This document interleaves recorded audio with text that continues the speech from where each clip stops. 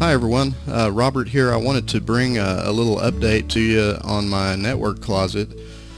As I discussed in a couple of the previous videos, I had, got the coffee.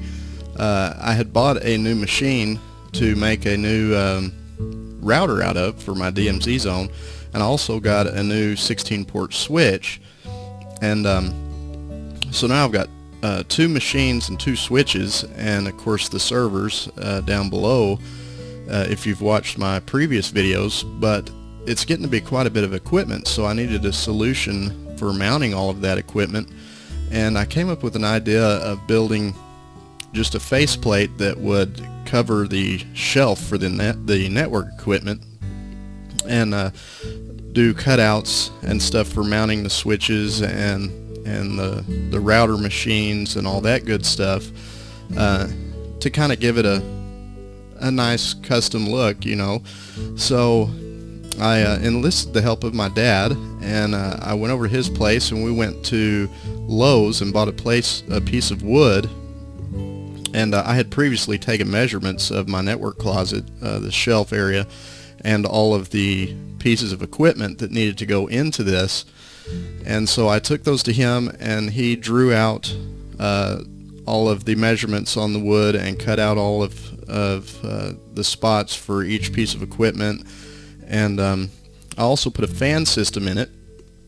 It's got two fans, one in each corner at the very top, so that the router machines will pull the air in and exhaust out the back, and as the heat rises, the fans will exhaust that heat back out. And surprisingly, it's worked very well. It's I think CPU temperatures on the routers hovering around 35 degrees Celsius, somewhere in there, so I'm pleased with that. It's actually made the room up here cooler than it was when the closet was completely open, and I just had the fan on the floor blowing up at the equipment. So it's really helped reduce the ambient temperature in the closet by quite a bit. So anyway, he made all the cutouts for me and painted it white to match the closet, and he brought it over to me, and I mounted everything in it, got everything hooked up. I still have not installed the server and configured the router on the second machine yet, because I'm going to take y'all with me on that journey. But I'm still waiting on I went ahead and bought an Intel Pro 1000 a dual port NIC, just like the one that's in the other router, to put in this machine as well. And that should be here tomorrow, and at that point we can get started on that. So be looking for that video real soon, and we'll complete the DMZ zone setup in there. But I want to take you in there and show you how it looks after I got everything mounted and set up. And so let's go to the network closet and take a look. Okay, so here we are in the network closet, and you can see here on the wall on the side, there on the top right, that's my wireless access point. I went ahead and just fastened it there on the wall, and then here is the front panel that I put on. As you can see, on both sides there are the cooling fans, and they're set to pull air out of the enclosure. And then in the middle there at the top, I have the Dell Power Connect, the 2816, and below it is the 2708. The top one's the 16-port switch, and the 8-port below. I haven't got the 8-port hooked up yet, because until I get the other router configured, I'm not going to be using that switch. I'm going to be using that switch solely for DMZ access. So currently everything is plugged into the 16-port at the moment, but we'll go through and redo all that later. And then as you go down a little ways, there's the two Lenovo machines. Those are both going to be routers. Right now the bottom one is the one that I'm using right now. That's the only functioning router at the moment. The one on top is the one that we're going to set up and I'll do videos on that when I create the new router out of that box. Then below I just have a power distribution box. It's got a master switch and 5 other switches. You've probably seen these before, but I have it running out of the enclosure and it's plugged into a battery backup. So everything on that power distribution is attached to a battery backup, and I have both switches, both routers, and the fan system plugged into that. Now the way I did the fans is I bought a little power block that plugs into AC, and it drops everything down to 12 volts, and it has Molex connectors, and it has fan connectors, and it also has SATA and IDE connectors as well, in case you want to use it for a hard drive.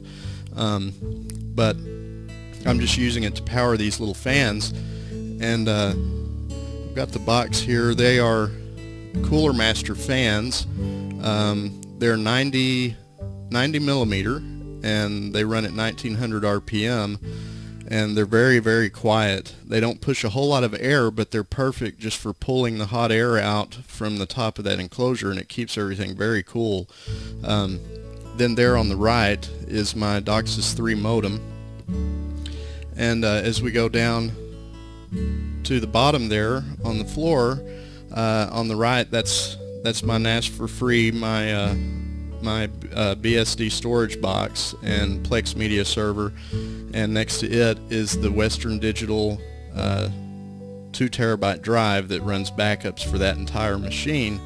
And then the box on the right is the ESXi server. You've probably seen these before if you've watched the other videos, but let me see if I can get down here a little bit. I don't know if you can see in the very back there's a little green light, but that's where the battery backup is sitting, and both of those servers are plugged into it, and then the power distribution block for the routers and switches are plugged into it, as well as the cable modem are all plugged into that battery backup. The only thing that's not is the Western Digital backup drive, and it's only used on Mondays. It runs backups with rsync, so it's not important that it be on there, and the wireless access point is also not on the battery backup, because in the event of a power outage, wireless is not necessary for me. It'll just give me time to come up and shut everything down in the rack here, and shut down my main computers and stuff. So anyway, I just wanted to show you the setup that I did here in the closet. I think it turned out real clean. It looks nice, and so now there's a place for everything, and everything's in its place. So if you like the little modification here that I did, and I'd also like to thank my dad for his help on this project, and give me a thumbs up, and don't forget to subscribe, because we're going to have that Linux router video coming up here pretty soon. Hopefully within the next week I'll get it up, and we'll get this router up and running and go ahead and get this DMZ set up. So just a couple of things I'd like to add in closing on this are about the cost of this project. If any of you are wondering, it was fairly inexpensive. The most expense went into the cooling system for the enclosure, but I think the fans were $15 a piece, and the little external power supply adapter was $30, I believe. But as far as the piece of wood, it was $7 or $8, and my dad already had paint, and he did all the cuts and everything for me. So there was really no labor expense involved. I did buy him lunch, just as a gesture of thanks for helping me with my project. But anyway, that's about it. So all in, maybe $60, $70 to build this rack setup for my equipment. So give me a thumbs up if you like the way it looks, and don't forget to subscribe. I think I already said that, but it never hurts to say it again. Anyway, until next time, keep doing what you do and keep networking, and I'll catch you in the next video. Y'all have a good day. Bye-bye.